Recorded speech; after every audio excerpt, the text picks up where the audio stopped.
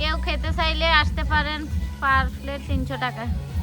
এটার সাথে কম্বো থাকবে আপনার 1 পিস চিকেন আর 1 পিস পরোটা আর সালাদ থাকবে।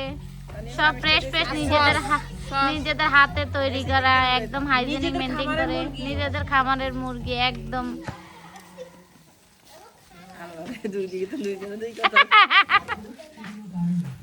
সেই লেভেলের মজা। আজকে 3 নাম্বার দিন বারবিকিউ চলতেছে, দ্বিতীয় দিনের মতো বারবিকিউ চলতেছে আজকে। কি সুন্দর, সেই লেভেলের মজা হয়ে গেছে, সেই স্বাদ অলরেডি হয়ে গেছে।